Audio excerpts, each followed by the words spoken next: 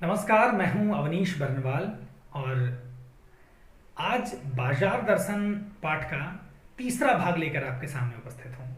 इसके पहले दो भागों में आपने पढ़ा है कि बाजार क्या है, किस तरह के जाल में लोगों को फंसाता है, कैसे आपको आकर्षित करता है। इसके अलावा ये भी बताया गया कि कैसे लोग होते हैं जिनके ऊपर बाजार का जादू नहीं चलता है। कुछ लोग ऐसे भी संयमी होते हैं जिनको बाजार की चीजें लेकर दूसरों को दिखाने में आनंद नहीं आता, वे खुश हैं कि उनके पास सब कुछ है। कुछ ऐसे लोग होते हैं जिन्हें अपनी चीजें दिखाने का शौक होता है, जिन्हें नई नई चीजें खरीदने का और अपना स्टेटस मेंटेन करने की चाह होती है उनके अंदर। तो उनके लिए बाजार बिल्कुल शैतान का जाल बन जाता है, वो उस जाल में बड़ी आसानी से फंस जाते हैं। आइए देखते हैं इस कहानी का तीसरा भाग।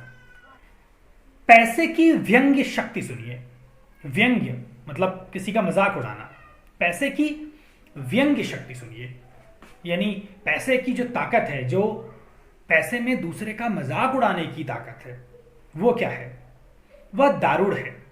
दारुड़ का मतलब होता है जिसको सह ना पाए हम, जो इतनी दुख देने वाली हो कि हमसे सहना उसको मुश्किल हो, जिसको टॉलरेट करना बहुत ज्यादा मुश्किल हो। क्या है ऐसी चीज? मैं पैदल चल रहा हूं और पास ही धूल उड़ाती निकल गई मोटर। तो गाड़ी निकलने से क्या होगा? वह क्या निकली मेरे कलेजे को कौंधती। कौंधना, कौंधने का मतलब होता है थोड़ी देर के लिए मन में आ जाना। यहां कलेजे को कौंधना, मन में आ जाना। क्या मन में आई? एक कठिन व्यंग्य की लीक। लीक क्या होती है? तो लीक कच्चे रास्ते होते हैं। जब गांवों में यहाँ पर पूरे कंक्रीट के रोड नहीं बने हुए हैं या अच्छे मजबूत रोड नहीं है, तो वहाँ पर कच्चे रास्ते होते हैं, उन पर घास जम जाती है और जब गाड़ियाँ चलती हैं तो उनमें थोड़ा रास्ता बना देती है, थोड़ा बीच की घास वो हट जाती है, जैसे आप चित्र में देख रहे हैं। इसे लीक कहते हैं। तो लीक बन जाने का मतलब एक रास्ता सा बन जाना, यानी जो गाड़ी गई है ना, वो गाड़ी सड़क पर लीक नहीं बना रही है, उस गाड़ी ने ऐसा लगता है कि मेरे कलेजे में लीक बना दी है, यानी कलेजे के आर पार हो गई है। ऐसा लग रहा है जैसे किसी ने आंखों में उंगली देकर दिखा दिया हो कि देखो उसका नाम मोटर है। अब वो गाड़ी जा रही है और अंदर क्या लग रहा है? ऐसा लग रहा है जैसे कोई हमें जबरदस्ती दिखा रहा हो कि देखो उसका नाम मोटर है और तुम उससे वंचित हो और ये चीज तुम्हारे पास नहीं है। यह मुझे अपनी ऐसी विडंबना मालूम होती है। विडंबना क्या होती है? विडंबना का मतलब होता है कोई चीज जो असंगत हो, जो मैच ना कर रही हो। कभी कभी उपहास उड़ाने के सेंस में भी इसको इस्तेमाल करते हैं, यानी ये भी एक विडंबना है, एक तरह का मेरा उपहास, मेरा मजाक उड़ाया जा रहा है, मेरा कोई व्यंग्य कर रहा है मुझ पर। क्या विडंबना है? मैं सोचने को हो आता हूं, मेरे दिमाग में बार बार ये चीज आती है कि हाय, यही माँ बाप रह गए थे जिनके यहां मैं जन्म लेने को था। अब जरा देखिए कि वो गाड़ी जो किसी की निकली है आपके बगल से, उसने आपके अंदर ये भावना भर दी है कि आप अपने घर वालों को कोसने लगते हैं। चाहे उन्होंने आपके लिए कितना भी किया हो, वो अपने माँ बाप के लिए को कोसने लगते हैं आप, कि हाय, यही लोग रह गए थे जिनके यहाँ मेरा जन्म हुआ है। अगर मेरा जन्म किसी बड़े खानदान में होता, मैं क्यों नहीं अंबानी के घर पैदा हुआ, तो अगर मेरा जन्म किसी बड़े खानदान में होता तो मेरे पास हर चीज अवेलेबल होती, बचपन से ही मुझे सब कुछ मिलता। क्यों ना मैं मोटर वालों के यहाँ हुआ, मैं उन लोगों के घर पे क्यों नहीं पैदा हुआ जिनके पास मोटर है। उस व्यंग्य में इतनी शक्ति है कि जरा में, मतलब थोड़ी ही देर में, मुझे अपने सगों के प्रति, सगा मतलब जो आपका अपना है, आपके अपने माता पिता भाई बहन जो आपके अपने हैं, सगे हैं, उनके प्रति कृतघ्न कर सकती है। कृतघ्न का मतलब, कृतघ्न एक शब्द है जिसका मतलब होता है जो किसी के किए गए उपकार को न माने। मतलब यदि आपने मेरे लिए कुछ किया, कोई काम कर दिया, जैसे मेरे पास पैसे नहीं है, आपने मुझे पैसे दे दिए, या मुझे कोई काम करना है जो मुझसे नहीं हो रहा है और आपने मुझे करा दिया, मुझे एग्जाम देने जाना है और आपने मुझे मेरे सेंटर तक छोड़ दिया, या जो कुछ भी, और मैं, तो ये आपका उपकार है मेरे ऊपर, ठीक। अब मैं अगर ग्रेटफुल नहीं हूं इस चीज के लिए तो मैं कृतघ्न कहलाऊंगा। जो इंसान किसी के किए गए उपकार को मानता है, अगर आपने मेरे लिए कोई काम कर दिया और मैं हमेशा याद रखूं कि आपने मेरा एक काम किया है, तो मैं कृतज्ञ कहलाऊंगा। और अगर मैं नहीं मानता हूं तो इसे हम कृतघ्न होना कहते हैं। यानी आपने मेरे लिए जो भी कुछ किया वो मुझे नहीं पता, आपने मेरे लिए कुछ नहीं किया। तो माता पिता ने आपके लिए जो भी कुछ किया है, लेकिन उस गाड़ी को देख करके आपके मन में आ जाता है कि मैं उन गाड़ी वालों के यहाँ पैदा क्यों नहीं हुआ। बच्चों में ये भावना बड़ी होती है, वे तुलना करते हैं। स्कूलों में जो यूनिफॉर्म लगाए गए हैं, जो एक जैसी ड्रेस होती है उनकी, उसके लगाने का भी औचित्य यही है कि बच्चे एक दूसरे से तुलना ना करें। किसका कपड़ा, अगर मान लीजिए कि यूनिफॉर्म ना हो तो कोई महंगा कपड़ा पहन कर आ रहा है, कोई सस्ते कपड़े पहन कर आ रहा है, तो वे दोनों एक दूसरे से तुलना करेंगे, अपने स्टैंडर्ड की तुलना करेंगे और फिर उनके अंदर इन्फीरियरिटी आएगी, उनके अंदर हीन भावना आएगी कि मैं तो गरीब हूँ और ये बहुत अमीर है। इन सब चीज़ों को हटाने के लिए इस तरह की चीज़ें की जाती हैं। यहाँ बात केवल बच्चों की नहीं है, बड़े जो हैं वो भी कई बार कंपेयर करते हैं अपने पड़ोसी से, अपने परिचितों, मित्रों, रिश्तेदारों से, और उनसे तुलना करके, और कई बार वो उन्हें लगता है कि नहीं वो बहुत ज़्यादा अमीर है और मैं क्यों अमीर नहीं हूँ, मैं उसके जैसे घर पे क्यों नहीं पैदा हुआ। लेकिन क्या लोक वैभव की यह व्यंग्य शक्ति, उस लोक वैभव, ये दुनिया में जो कुछ फैला हुआ है, पैसा, रुपया, गाड़ी, घर, ये जो दिखाने की चीज़ें हैं, जो अपना वैभव, अपनी प्रॉस्पेरिटी, अपना स्टेटस शो करने की चीज़ें हैं, ये सारा लोक वैभव, और इस लोक वैभव में, इस प्रॉपर्टी में, इस प्रॉस्पेरिटी में जो ताकत है, जो दूसरों को जलाती है, जो दूसरों को घाव देती है, वह ताकत दूसरों को तो घाव देती है, लेकिन वह ताकत सबको घाव नहीं देती। जैसे आपने भगत जी को पढ़ा, तो ये ताकत जो है, ये जो व्यंग्य की शक्ति है, जो दूसरों का उपहास करती है, जो दूसरों का मजाक उड़ाती है, यह ताकत जो पैसे के अंदर है, जो किसी की प्रॉस्पेरिटी के अंदर है, यह ताकत उस चूरन वाले अकिंचितकर, एक शब्द आया है अकिंचितकर, अकिंचितकर मतलब जो इंसान बिल्कुल अशक्त हो, जो इंसान कुछ भी ना कर सकता हो, गरीब हो, दुखी हो, जो किसी भी काम को करने में कैपेबल ना हो, वो अकिंचितकर कहलाता है। तो ऐसा मनुष्य जो बिल्कुल दीनहीन है, जो कुछ नहीं कर सकता, जिसके पास ना पैसे हैं ना ताकत है, ऐसे मनुष्य के आगे ये जो व्यंग्य की ताकत है, जो पैसे की ताकत है, दूसरों का मजाक उड़ाने की, वो ताकत क्या चूर चूर होकर नहीं रह जाती, मतलब वो ताकत उनके सामने चूर चूर हो जाती है, खत्म हो जाती है। और चूर चूर ही क्यों, लेखक कह रहा है कि चूर चूर ही नहीं, पानी पानी हो जाती है। यानी ये ताकत, दूसरों का जो मजाक उड़ाने वाली उसके अंदर ताकत है, ये ताकत भगत जी के सामने बिल्कुल काम नहीं आती। लेखक कहता है कि तो वह क्या बल है जो इस तीखे व्यंग्य के आगे, तीखा व्यंग्य, जो व्यंग्य, जो दूसरों का मजाक ऐसा उड़ाना जो बिल्कुल दुख दे दे, लोगों को अंदर तक दुखी कर जाए। अभी आपने पढ़ा कि वो चीज़ अंदर तक हमें दुखी कर जा रही है, गाड़ी जा रही है, हमें देख करके लगता है कि नहीं, हम गरीबों के घर क्यों पैदा हुए। लेकिन भगत जी के अंदर ऐसी क्या ताकत है, कौन सा बल है जो उस व्यंग्य के आगे अजेय ही नहीं रहता। अजेय, अजेय मतलब जिसको कोई न जीत पाए।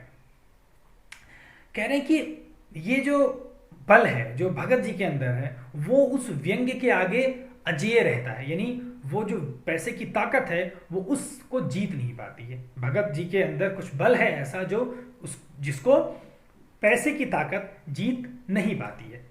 और केवल जीतने की बात नहीं है, वो जो ताकत उनके अंदर है वो उस व्यंग्य की क्रूरता को पिघला देता है। क्रूर हो जाना यानी किसी व्यक्ति के लिए बिल्कुल मोह न रखना। तो यहां कहा जा रहा है कि जो पैसे की ताकत है वो बड़ी क्रूर है। जो पैसे में मजाक उड़ाने की जो ताकत है, दूसरों का व्यंग्य करने की, उपहास करने की जो ताकत है, वो बड़ी क्रूर है, किसी पर दया नहीं करती, बिना सोचे समझे लोगों का मजाक बनाती है। लेकिन ये जो क्रूरता है उसे भगत जी के अंदर का जो बल है वो उस क्रूरता को पिघला देता है। पिघला देने का मतलब बिल्कुल खत्म कर देता है। वो जो क्रूरता में, जब पैसे की ताकत में और भगत जी के आंतरिक बल में जब टकराहट होती है तो भगत जी का जो आंतरिक बल है वो जीत जाता है और पैसे की व्यंग्य की शक्ति, उसकी क्रूरता पिघल जाती है, यानी खत्म हो जाती है। उस बल को चाहे जो नाम दो, उस बल को आप कोई भी नाम दीजिए, लेकिन वह निश्चय ही उस तल की वस्तु नहीं है जहां पर संसारी वैभव फलता फूलता है। तो लेखक कह रहा है कि इसे आप कोई भी नाम दीजिए, आप उसे, उस बल को कहिए कि वो उस बल को कोई नाम दे दीजिए। ऐसा कुछ नाम लेखक नहीं देता, लेकिन कह रहा है कि उस बल को आप किसी भी नाम से जानिए, लेकिन ये जो बल है यह उस जगह नहीं पाया जाता है जहां पर दुनिया का ये वैभव पाया जाता है, जहां पर दुनिया की ये माया पाई जाती है। ये जो पैसे रुपए घर परिवार वाली जो अपनी प्रॉस्पेरिटी शो करने की जो ताकत जहां बनती है, वहां पर ये बल नहीं है। ये बल उससे दूर की चीज है, उससे ऊपर की कोई चीज है। यानी जो दूसरों का व्यंग्य उड़ाने की जो ताकत है वो बड़ी सामान्य सी चीज है। क्यों? क्योंकि वो हार जा रही है, और जो बल उसे हरा देता है वो उससे बड़ा है, वो ऊंचा है। यानी वो उस जगह नहीं पाया जाता, वो कहीं और की चीज है। लिखा हुआ है कि वह कुछ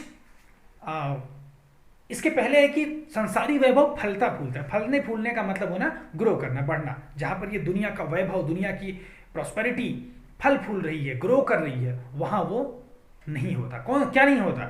वह बल, जिस बल की हम बात कर रहे हैं, जो बल भगत जी के अंदर है, वह कुछ अपर जाति का तत्व है। अपर मतलब दूसरा। ये जो बल है वो किसी दूसरी जाति का, जाति का मतलब यहां कास्ट नहीं है, जाति यहां किसी दूसरे प्रकार का है, किसी दूसरे टाइप का है। यानी जिस टाइप की हम बात कर रहे हैं, जिस काइंड की चीज हम पा रहे हैं अपनी दुनिया में, वो दुनिया में नहीं है। वो जैसे लेखक ने कहा है कि वो किसी इस तल की वस्तु नहीं है। इस तल का मतलब इस दुनिया की वस्तु नहीं है। इस दुनिया की नहीं है तो कहाँ की है? दूसरी दुनिया की है।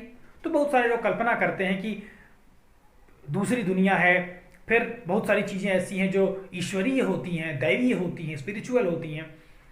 तो लेखक भी कहता है कि लोग इसे स्पिरिचुअल कहते हैं, यानी ये स्पिरिचुअल है, ये कुछ दैवी है, इसमें ये सामान्य वस्तु नहीं है, ये सामान्य इस दुनिया की चीज नहीं है। कुछ लोग इसे आत्मिक या धार्मिक या नैतिक कहते हैं। मुझ में ऐसी योग्यता नहीं है कि मैं उन शब्दों में अंतर देखूं। 3-4 शब्द आ गए ना, स्पिरिचुअल, आत्मिक। आत्मिक मतलब अपने आत्मा से जुड़ा हुआ, धार्मिक मतलब धर्म से जुड़ा हुआ, नैतिक मतलब नीति से, जो सोसाइटी में रहने के, अच्छे काम करने के जो रूल्स हैं उनसे जुड़ा हुआ। तो जो लोग जो हैं इसे कुछ भी कह लें, लेकिन मेरे अंदर इतनी योग्यता नहीं है कि मैं उन शब्दों में अंतर करूं कि वास्तव में ये क्या है, और प्रतिपादन करूं। प्रतिपादन करने का मतलब किसी को कुछ समझाना। तो मुझ में ऐसी ताकत नहीं है, मुझ में इतना ज्ञान नहीं है कि मैं लोगों को समझाऊं कि वास्तव में ये तत्व है क्या। बल्कि मुझे इस शब्द से सरोकार ही नहीं है। सरोकार मतलब होना, यानी उस शब्द से लेना देना होना। मुझे शब्द से सरोकार नहीं है, मतलब मैं शब्दों पर जा ही नहीं रहा हूं, मुझे शब्द से कोई लेना देना ही नहीं है, मैं शब्द के बारे में बात ही नहीं कर रहा हूं। मैं विद्वान नहीं कि शब्दों पर अटकूं, मैं इतना बड़ा विद्वान नहीं हूं, ऐसा लेखक कहता है। लेकिन इतना तो है कि जहां तृष्णा है, तृष्णा मतलब लालच, ग्रीड, जहां तृष्णा है, जहां लालच है, बटोर रखने की स्पृहा है। स्पृहा मतलब इच्छा। तो जिसके अंदर बटोर रखने की इच्छा है, हर चीज मिल जाए हमें, बहुत सारे पैसे इकट्ठा कर लें, बहुत सारा सामान रख लें, सारे संसाधन हमारे पास हों, जहां ये इच्छा है, जहां ये भावना है, वहां उस बल का बीज नहीं है। यानी बीज मतलब सीड, सीड का मतलब उस भावना की शुरुआत। सीड जो है, बीज जो है, वो किसी वृक्ष की शुरुआत है, वो उसका स्टार्टिंग पॉइंट है एक तरह से। तो जहां पर लोगों के अंदर लालच है, जहां लोगों के अंदर ये इच्छा है कि हम बहुत सारी चीजें इकट्ठी कर लें, वहां पर वह बल नहीं है। कौन सा बल? जो भगत जी के अंदर है।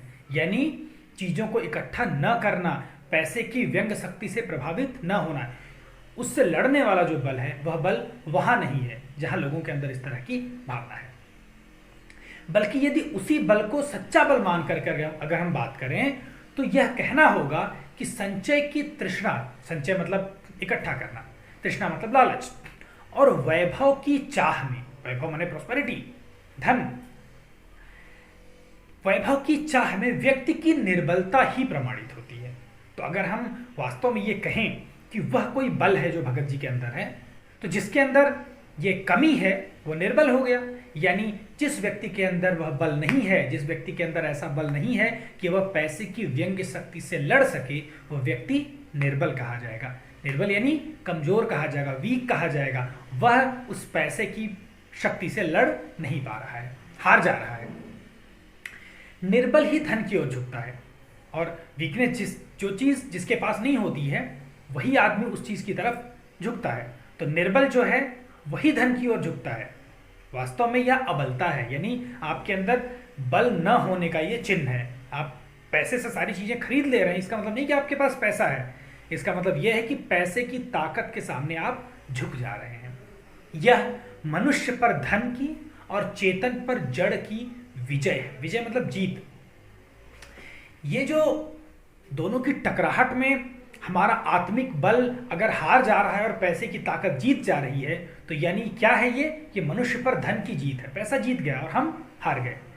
और कह रहे हैं कि चेतन पर जड़ की विजय है। दो शब्द हैं, जड़ और चेतन। जड़ का मतलब जैसे हम साइंस में पढ़ते हैं, विज्ञान में पढ़ते हैं, सजीव और निर्जीव। सजीव मतलब लिविंग थिंग्स, लिविंग क्रीचर्स जो हैं ये सभी। और तो सजीव का मतलब है लिविंग ऑब्जेक्ट्स, और इसका चेतन का तो जड़ और चेतन दो शब्द हैं। जड़ का मतलब यहां रूट नहीं है, जड़ का मतलब है निर्जीव। अब निर्जीव का मतलब ये नहीं कि जिसके अंदर बिल्कुल जान ना हो, यानी लोहा लकड़ी वगैरह ना, पत्थर, ऐसा नहीं है। जड़ और चेतन उससे थोड़ा डिफरेंट है। जैसे हम विज्ञान में पढ़ते हैं सजीव और निर्जीव ना, सजीव मतलब नॉन लिविंग, सजीव मतलब लिविंग ऑब्जेक्ट्स और निर्जीव मतलब नॉन लिविंग ऑब्जेक्ट्स। तो वहां तो सजीव निर्जीव हो गया। यहां जड़ और चेतन होता है। जड़ जिसके अंदर ज्ञान ना हो, जिसके अंदर आत्मा ना हो। अगर कोई मनुष्य भी है, अगर वो अवेयर नहीं है, वो उसे दुनियादारी के बारे में पता नहीं है, वो दुनिया को जान नहीं पा रहा है, उसके अंदर ज्ञान नहीं है, तो वो जड़ है। ऐसा नहीं कि उसके अंदर सांस चल रही है उसकी तो वो नहीं, जड़ नहीं हो सकता। तो जड़ और चेतन मतलब एक जिसके अंदर ज्ञान है चेतन, और एक जिसके अंदर ज्ञान नहीं है वो जड़। तो यदि मैं हूं और मेरे अंदर ज्ञान नहीं है, मैं नहीं समझ पा रहा हूं चीजों को, तो मैं जड़ कहा जाऊंगा। जड़ का एक दूसरा अर्थ मूर्ख भी है। तो यहां चेतन पर जड़ की विजय है। यानी अगर ऐसा होगा तो धन जो है वो जड़ है और हम चेतन हैं, तो हमारे ऊपर धन की विजय है। यानी चेतन हार जाएगा और जड़ जीत जाएगा, जबकि होना ऐसा नहीं चाहिए। एक बार चूरन वाले भगत जी बाजार चौक में दिख गए, मुझे दिखाई पड़ गए। मैं भी बाजार में गया था। मुझे देखते ही उन्होंने जय जय राम किया। जय जय राम मतलब ईश्वर का नाम लेना। बहुत जगहों पर लोग जब मिलते हैं तो जिस तरह से नमस्ते करते हैं, प्रणाम करते हैं, गुड मॉर्निंग गुड इवनिंग करते हैं, उसी तरह से जय राम यानी ईश्वर का नाम लेते हैं एक आध्यात्मिक शुरुआत के लिए। मैंने भी जय राम कहा, यानी मैंने रिप्लाई किया। उनकी आंखें बंद नहीं थी। इसके पहले हम पढ़ चुके हैं कि बहुत लोग ऐसा करते हैं कि वो कहते हैं कि अपनी आंखें बंद कर लो। यानी अगर बाजार के जाल में नहीं फंसना है, अगर दुनिया के इस मोह माया में नहीं फंसना है, तो अपनी आंखें बंद रखो, यानी अपने मन को बंद कर लो, कहीं देखना ही ना पड़े। लेकिन उन्होंने मुझे देखा, उन्होंने मुझे अभिवादन किया मेरा, मैंने भी उनका रिप्लाई किया। इसका मतलब कि उनकी आंखें बंद नहीं थी, और न उस समय वह बाजार को किसी भांति कोस रहे मालूम होते। कोसना मतलब भला बुरा कहना, उसे बुरा कहना, अरे बाजार तो शैतान का जाल है, जैसे एक मित्र कह रहे थे। तो वो बाजार को कोस भी नहीं रहे थे और आंखें भी खुली थी। राह में बहुत से लोग मिले, बहुत बालक मिले, जो भगत जी द्वारा पहचाने जाने के इच्छुक थे। इच्छुक मतलब इच्छा जिसके मन में हो। तो लोग चाहते थे कि भगत जी हमें पहचाने। रोज चूरन खरीद रहे हैं, रोज उनसे मिल रहे हैं, तो किसी से आप मिलेंगे तो जाहिर सी बात है आप सोचेंगे कि वो आपको पहचाने, आपका अभिवादन करे, आप उसका अभिवादन करें। भगत जी ने सबको ही हंसकर पहचाना, सबका अभिवादन लिया और सबका अभिवादन किया, यानी सबको पहचान रहे, सबसे बातें कर रहे हैं। इससे तनिक भी यह नहीं कहा जा सकेगा कि चौक बाजार में होकर भी उनकी आंखें किसी से कम खुली थी। आंखें खुलने का मतलब वो सब कुछ देख रहे थे। ऐसा नहीं था कि उनकी आंखें कम खुली थी और उन्होंने अपने मन को जबरदस्ती बंद कर रखा था कि हमें बाजार ना दिखे। अगर वो इस तरह से करते, अगर वे करते कि बाजार हमें ना दिखे, तो लोग भी उन्हें नहीं दिखते। लेकिन सब लोग उन्हें दिख रहे हैं, सबसे वो बात करें, इसका मतलब कि वो पूरी तरह से अवेयर हैं, सब कुछ वे देख रहे हैं। लेकिन भौचक्के हो रहने की लाचारी उन्हें नहीं थी। भौचक्का मतलब अवाक रह जाना, शॉक्ड रह जाना। जैसे कई बार आप बाजार जाते होंगे, मान लीजिए कि आप छोटी छोटी जगहों पर आप विजिट करते हैं, छोटी बाजार देखे हुए, छोटे बाजारों में आपने विजिट किया हुआ है। अचानक आपको कोई बहुत बड़ा शॉपिंग मॉल दिख जाए, बहुत बड़ी बाजार दिख जाए, तो वहां आप जब जाएंगे तो वहां जाकर के बिल्कुल आपकी आंखें खुली रह जाएंगी। अरे इतना बड़ा बाजार, इतनी बड़ी जगह, इतनी सारी चीजें, अरे ये भी ले लेता हूँ, वो भी ले लेता हूँ। आप कुछ देर के लिए अवाक रह जाएंगे, आपका मुंह खुला रह जाएगा कि हमने इतना बड़ा बाजार तो हमने कभी देखा ही नहीं था। तो ऐसा नहीं है। जब जाते हैं भगत जी तो भौचक्के हो जा रहने की लाचारी उन्हें, लाचारी मतलब व्यवस्था, विवश होना मतलब मन पर कंट्रोल नहीं चल रहा है और हम उस काम को किए जा रहे हैं, तो ये होता है विवश हो जाना, मजबूरी में किसी काम को करना। ऐसी मजबूरी उनकी नहीं थी कि वो आंखें फाड़ करके मुंह खोल करके देखते रहे, नहीं। व्यवहार में पशोपेश उन्हें नहीं था। पशोपेश मतलब दुविधा, डायलेमा, यानी ये काम करें कि ना करें, ये चीज़ खरीदें कि ना खरीदें, ये जो भावना मन में होती है, इस प्लेस पर जाएं या ना जाएं, इन दोनों के बीच में जो हम जूझते रहते हैं कई बार, ये स्थिति दुविधा कहलाती है। तो दुविधा शब्द से मुझे याद आया कि विजयदान देथा की एक कहानी है दुविधा, और उस कहानी में, वो कहानी इतनी फेमस हुई कि उस पर एक दुविधा फिल्म बनी दक्षिण भारत में, और बाद में उसी कहानी पर एक फिल्म बनी हिंदी में, बॉलीवुड में, पहेली, शाहरुख खान और रानी मुखर्जी ने जिसमें अभिनय किया था। उसमें एक कैरेक्टर है, गडरिया है, उससे खुश होकर के लोग उन्हें एक सोने की अंगूठी देते हैं। तो वो कहता है, अब जरा देखिए भगत जी से और उस गडरिये से, दोनों को आप कंपेयर करिए, दोनों की तुलना करिए, कि उस गडरिये को जब देते हैं अंगूठी, तो वो कहता है कि अंगूठी मेरी उंगली में नहीं आती है, मैं लेके क्या करूँगा इसको। और जो मेरी भेड़ें हैं, वो भेड़ें भी ऐसी हैं कि घास तो बड़े मन से खाती हैं, लेकिन सोना वो छूती तक नहीं है। यानी ये जो सोना है, ये ना मेरे किसी काम का है और ना मेरी भेड़ों के किसी काम का है। यानी वो बिल्कुल ठुकरा देता है उस वैभव को। जिस सोने को पाने के लिए लोग अपना सोना, यानी अपनी नींद, अपना चैन गंवा देते हैं, जिस धन को, जिस वैभव को, जिस संपत्ति को पाने के लिए, वो उसे एक पग में ठुकरा देता है। एक ही बार में वो कहता नहीं, मुझे सोने की अंगूठी की आवश्यकता नहीं है। भगत जी भी कुछ ऐसे ही हैं। तो दुविधा उन्हें नहीं है कि ये काम करना है कि नहीं करना है, और खोए से खड़े नहीं वह रह जाते। कुछ लोग जाते हैं ना, अरे अब इतना सरप्राइज्ड होते हैं, वो शॉक्ड रह जाते हैं कि क्या ले क्या नहीं ले, समझ में नहीं आता उनको। इतना बड़ा बाजार, भांति भांति के बढ़िया माल से, बढ़िया सामानों से चौक भरा हुआ है। चौक समझ है ना, चौराहा, यानी जहां पर एक सड़क जा रही है और दूसरी सड़क उसे काटती हुई निकल जाए, तो उसे चौराहा कहते हैं। क्रॉसिंग, तो और क्रॉसिंग, चूंकि जहां पर सड़क एक दूसरे को काटती है या एक दूसरे से मिलती है, वहां पर ज्यादा बाजार लगते हैं, क्योंकि वहां लोगों का उतरना, वहां से लोगों का आना जाना होता है। तो बीच रास्ते में रुक करके शॉपिंग करना लोगों के लिए बेनिफिशियल नहीं होता, कन्वीनियंट नहीं होता। इसलिए जहां पर आप देखेंगे कि जहां पर तिराहा होता है, एक रास्ते में से एक और रास्ता निकला हुआ है, वहां पर, या जहां पर दो रास्ते एक दूसरे को क्रॉस कर रहे हैं, वहां पर बाजार अक्सर लगा करते हैं। ज्यादातर, मैं ये नहीं कह रहा हूं कि हमेशा ऐसे लगेंगे, क्योंकि वहां पर लोगों के आने जाने, रुकने उतरने की संभावना ज्यादा होती है। और बाजार लोगों की खरीद को, लोगों की मेंटेलिटी को पढ़ कर लगाए जाते हैं।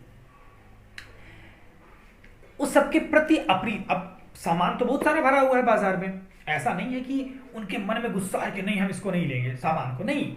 उन सामानों के प्रति अप्रीति नहीं है भगत के मन में, अप्रीति, प्रीति मतलब प्रेम, अप्रीति मतलब प्रेम का न होना। ऐसा नहीं कि उनके मन में प्रेम नहीं है, वो उन चीजों से प्रेम भी करते हैं, ठीक है, वो चीजें हैं, लेकिन उस समूचे माल के प्रति, उस समूचे मतलब पूरे, माल मतलब सामान, उस पूरे सामान के प्रति उनके मन में आशीर्वाद है। जहां हो वहीं रहो, ठीक हो, मुझे तुम्हारी आवश्यकता नहीं है, लोग तुम्हें खरीदें, तुम बिको, ऐसा आशीर्वाद, ऐसा लग रहा है कि वो दे रहे हैं।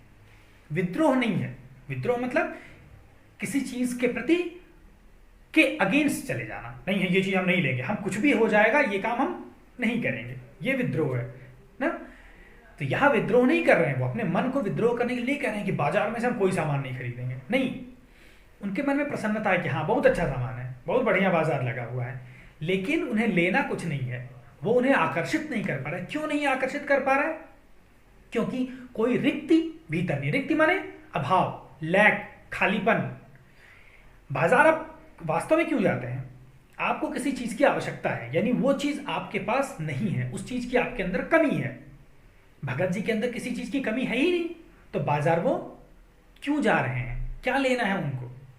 जो बाकी चीजों से बाजार भरा हुआ है, जिन चीजों की आवश्यकता उनको नहीं, वो सारी चीजें भरी की भरी रह जाती हैं।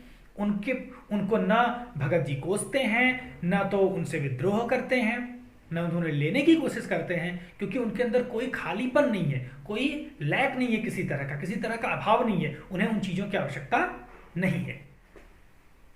देखता हूं कि खुली आंखें भी उनकी खुली हुई हैं, यानी ऐसा नहीं कि वो आंखें बंद करके चल रहे हैं, तुष्ट, वो सेटिस्फाइंग है, संतुष्ट हैं, मग्न, मग्न का मतलब अपने में खोए हुए। अब मग्न का मतलब है अपने में खोए हुए। ऐसा नहीं है कि वो बाजार देख करके खो जाते, नहीं, वो अपने मन में है, कुछ सोच रहे हैं, कुछ गुनगुना रहे हैं, वो खोए हुए हैं और चौक बाजार में चलते चले जाते हैं। रास्ते में बहुत बड़े बड़े फैंसी स्टोर पड़ते हैं, बड़ी बड़ी दुकानें पड़ती हैं जहाँ पर बहुत सारी अच्छी अच्छी चीज़ें मिल रही हैं, लेकिन सब पड़े रह जाते हैं। कहाँ रुकते हैं वो? रुकते हैं तो एक छोटी पंसारी की दुकान पर। पंसारी मतलब एक दुकानदार जो किराने की चीज़ें बेचता है, जहाँ पर आपके दैनिक जीवन में काम आने वाली मसाला, तेल, दालें इत्यादि मिल जाती हैं, वो पंसारी की दुकान है। पंसारी की दुकान पर रुकते हैं, यहाँ से दो चार अपने काम की चीज़ें ली और चले आते हैं। बाजार से हठपूर्वक विमुखता उनमें नहीं है। हठपूर्वक मतलब जिद करके। एक होता है कि हम बाजार जाएंगे, लेकिन बाजार में हर चीज देखेंगे तो हमारा मन करेगा लेने के लिए, तो हम जबरदस्ती उस सामान की तरफ देखेंगे ही नहीं। ये चीज उनके अंदर नहीं है। और एक शब्द आया विमुखता। विमुख हो जाना, किसी चीज से मुंह फेर लेना। बाजार लगा हुआ है, हम उसकी तरफ नहीं देख रहे हैं, ताकि हम देखेंगे तो लेना पड़ जाएगा। ऐसा नहीं है। जिद करके, अपने मन को रोक करके, अपना मन दूसरी तरफ करके बाजार से निकल जाना, ऐसा वो नहीं करते हैं। वो बाजार सबको देखते हुए चलते हैं। उन्हें चाहिए जीरा और काला नमक, ब्लैक सॉल्ट और जीरा। तो सारे चौक बाजार की सत्ता, सत्ता मतलब पावर भी होती है वैसे, सत्ता मतलब एग्जिस्टेंस, अस्तित्व, यानी जो पूरा बाजार लगा हुआ है, उस बाजार के लगे रहने का मतलब जो है वो बस इतना है कि वहां पर जीरा और काला नमक उन्हें मिलता है। यानी जिस चीज की कमी है वो चीज वहां पूरी हो जाती है। जरूरत भर जीरा वहां से ले लिया और सारा चौक उनके लिए नहीं के बराबर हो जाता है। उस बाजार की जरूरत उन्हें नहीं है, उस बाजार से कोई लेना देना नहीं है। वह जानते हैं कि जो उन्हें चाहिए वो है जीरा और नमक।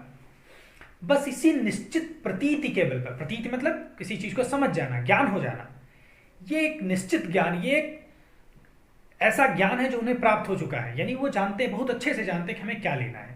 आपने इसके पहले पढ़ा है कि जब आप बाजार जाएं तो आपको पता हो कि लेना क्या है। अगर मन खाली रहा तो आप पैसे लुटा के आ जाएंगे। तो उनको पता है कि जीरा और काला नमक चाहिए। इसी ज्ञान के बल पर से सब चांदनी, शेष मतलब रिमेनिंग, चांदनी मतलब, चांदनी एक शब्द है, चांदनी मतलब मूनलाइट होता है, लेकिन यहाँ कौन सी चांदनी है?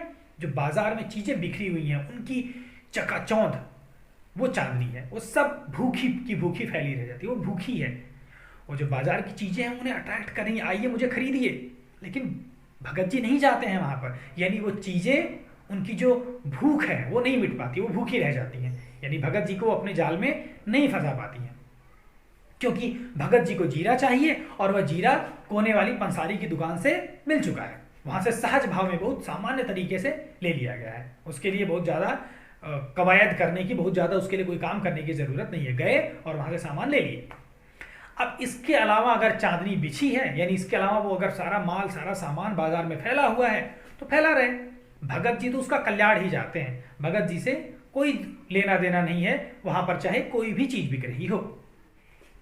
लेखक कहता है कि यहां मुझे ज्ञात होता है कि बाजार को सार्थकता, सार्थक मतलब मीनिंगफुल, हम बाजार को मीनिंगफुल हर कोई नहीं बनाता। कौन बनाता है? वही मनुष्य बनाता है जो जानता है कि उसको क्या चाहिए। और अगर आपको नहीं पता कि आप क्या चाहते हैं तो आप क्या करेंगे? जो आपकी परचेजिंग पावर है, जो आपकी पैसे की गर्मी है, पैसे की एनर्जी है, उस एनर्जी से आप एक विनाशक शक्ति, विनाशक मतलब डिस्ट्रॉय करने वाली, खत्म कर देने वाली, किसी चीज को समाप्त कर देने वाली एक ऐसी शक्ति, वो शक्ति कौन सी है? शैतानी शक्ति है। वो इंसानी शक्ति नहीं है, वो नुकसान करने वाली है।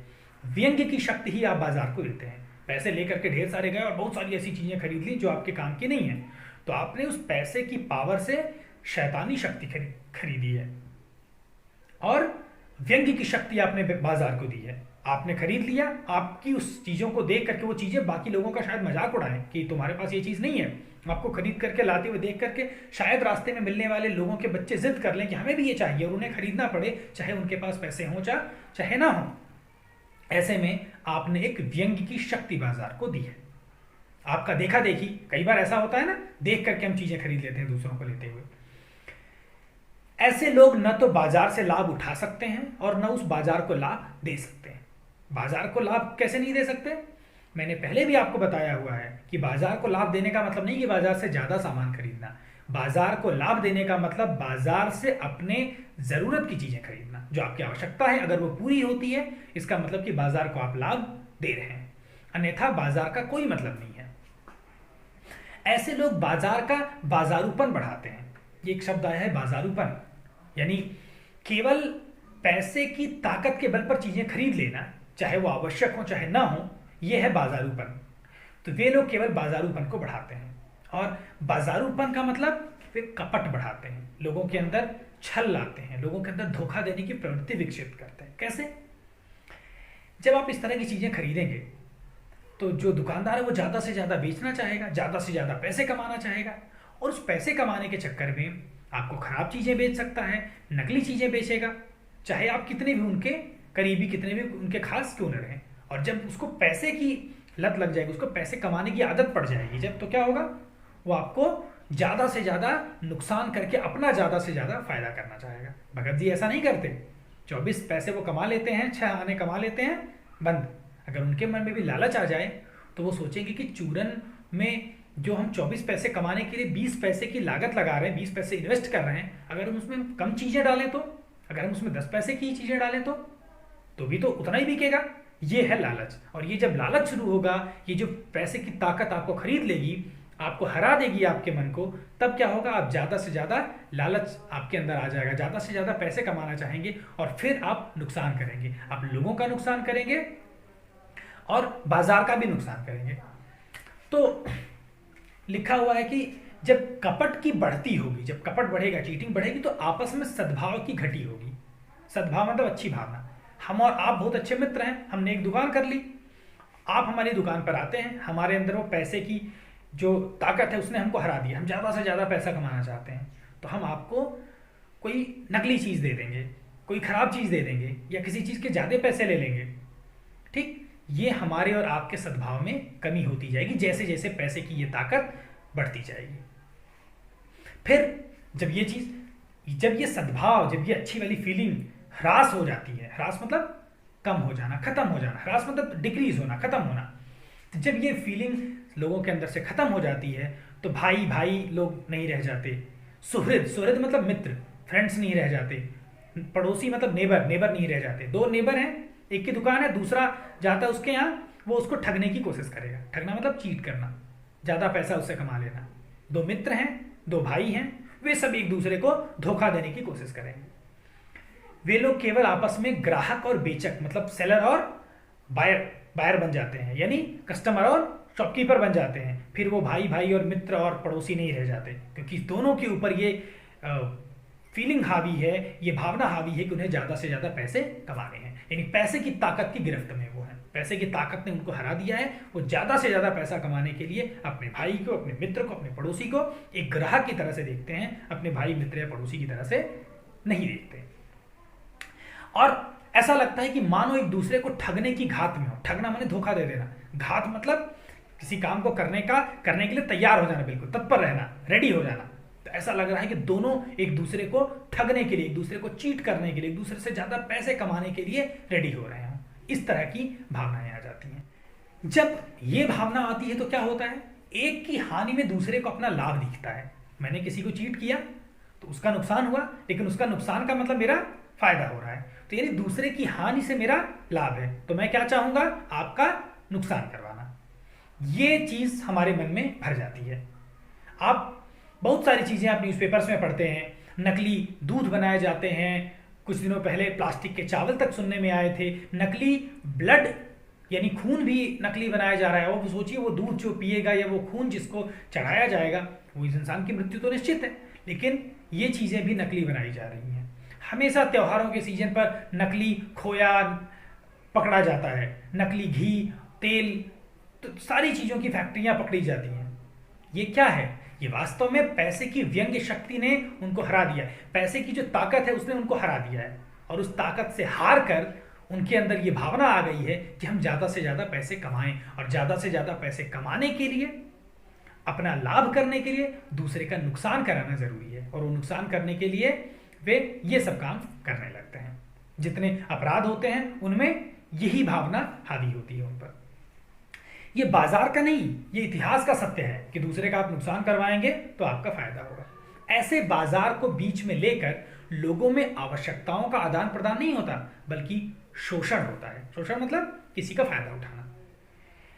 जब ये फीलिंग आ जाती है तो बाजार और ग्राहक इन दोनों के बीच में उनकी नीड के बेसिस पे लेन देन नहीं होता, देना और लेना नहीं होता, बल्कि शोषण होता है। वो फायदा उठाते हैं, यानी बाजार आपका फायदा उठाने लगता है। फिर न आप बाजार को सच्चा लाभ दे रहे हैं और न बाजार अपनी सार्थकता को, अपनी मीनिंग को सही आपके सामने रख पाता है। जब ये चीज होती है तो क्या होता है, तब कौन सफल होता है? कपट सफल होता है। ये जो चीटिंग है, ये जो धोखा है, ये सक्सेसफुली हो जाता है। धोखा ही होता है बस। और जो आदमी निष्कपट होता है, जो आदमी ऐसा है जिसके अंदर ये चीट करने की भावना नहीं है, वो उसका शिकार होता है, यानी उसको परेशानी उठानी पड़ती है। अगर हर व्यक्ति इसी तरह की भावना रखे, ज़्यादा से ज़्यादा लाभ लेने के लिए दूसरे की हानि करवाए, तो जो आदमी ऐसी फीलिंग नहीं रखता है उसका तो नुकसान होगा ना।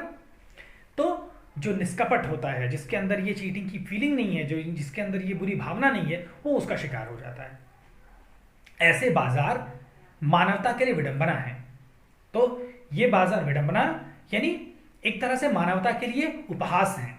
उपहास उड़ाना, हंसी उड़ाना। ये मानवता की हंसी उड़ा रहे हैं, ये बाजार नहीं है। वास्तव में मानव अगर हैं हम, हमारे अंदर मानवता है, तो ये बाजार हमारे लिए नहीं है, क्योंकि ये विडंबना है, ये मिसमैच कर रहा है। ये हमारी फीलिंग्स से, जिस फीलिंग्स के, जिस ज्ञान के भरोसे हम विश्व में सबसे समझदार, सबसे अच्छे, सबसे श्रेष्ठ प्राणी के रूप में जाने जाते हैं। मनुष्य जो है सबसे श्रेष्ठ रचना है, तो यह मानवता पर कलंक है, यह मानवता के लिए विडंबना है। और जो ऐसे बाजार का पोषण करता है, पोषण करने का मतलब उसे ग्रो करने में मदद करना, तो जो इंसान ऐसे बाजार को बढ़ावा देता है, जो इंसान ऐसे बाजार को ग्रो करने में मदद करता है, जो उसका शास्त्र बना हुआ है, शास्त्र मतलब ऐसी किताबें जो जिनमें रूल्स बताए जाएं, जिनमें आपको जीने के तरीके बताए जाएं, या किसी चीज को समझने के लिए बहुत सारी ज्ञान की बातें रखी जाएं, तो एक अर्थशास्त्र होता है। अर्थशास्त्र मतलब इकोनॉमिक्स, जिसमें अर्थ मतलब होता है पैसा, धन। अर्थशास्त्र मतलब धन का विज्ञान, यानी बाजार में या पूरी दुनिया को चलाने के लिए जो एक पैसा है, जो धन है, जिसका लेन देन किस तरह से होता है, उसके बारे में जानने का जो विज्ञान है, जो साइंस है, वो अर्थशास्त्र कहलाता है, यानी उसके बारे में ज्यादा ज्ञान। तो अगर ऐसा कोई शास्त्र है, अर्थ, देखिए अर्थ और शास्त्र को अलग अलग लिखा है। एक होता है अर्थशास्त्र जो इकोनॉमिक्स है, ये अर्थशास्त्र है, यानी बस पैसे कमाने का विज्ञान है। ये सरासर औंधा है। सरासर मतलब पूरी तरह से, औंधा मतलब उल्टा। तो ये जो कुछ आप देख रहे हैं, ये जो विज्ञान है, ये जो शास्त्र है, ये जो नियम बनाए गए हैं इसके, ये सारे के सारे उल्टे हैं, गलत हैं। ये मायावी शास्त्र है। मायावी यानी जिसके अंदर माया भरी हो, यानी इसके अंदर बुरी भावनाएं भरी हो, तो ये शास्त्र मायावी शास्त्र है। वास्तव में ये अर्थशास्त्र नहीं है। वास्तव में ये जो अर्थशास्त्र है, यानी ये जो पैसे कमाने का विज्ञान है, ये जो पैसे कमाने के लिए आपको चीजें बताई गई हैं, ये अनीति शास्त्र है, यानी अनीति। नीति मतलब नियम। ये ऐसा शास्त्र है जिसमें नियम नहीं है, यानी पूरी तरह से नियमों के खिलाफ है। तो यहां ये पाठ खत्म हो जाता है। बड़ा अच्छा लेख है ये ज्ञानेंद्र कुमार का, जिसमें बाजार की तमाम विसंगतियों पर बात की गई, बाजार के हानि और लाभ की बात की गई, बाजार की सार्थकता किसमें है, कब वो मीनिंगफुल होता है, इस पर बात की गई। एक अच्छा ग्राहक कैसे बन सकता है, एक अच्छा बाजार कैसे बन सकता है, इस पर बात की गई। ये भी बताया गया कि कौन ऐसे लोग होते हैं जिन पर बाजार का जादू नहीं चलता है, कौन ऐसे लोग होते हैं जिन पर चलता है। हमें क्या करना चाहिए कि हम बाजार के जादू से मुक्त रहें और एक अच्छा माहौल दे पाएं। क्या करेंगे तो हमारे अंदर सद्भाव रहेगा, क्या करेंगे कि हम भाई भाई पड़ोसी सुहृद रह जाएंगे, हम केवल सेलर और बायर नहीं बनेंगे, केवल ग्राहक और दुकानदार नहीं बनेंगे। ये कौन सा शास्त्र है जिसको पढ़ करके हम संसार को एक अच्छी भावना से भर सकते हैं, इन चीजों पर बात की गई। अगली बार किसी और नए विषय को लेकर मैं आपके सामने उपस्थित होऊंगा। तब तक के लिए विदा लेता हूं। नमस्कार।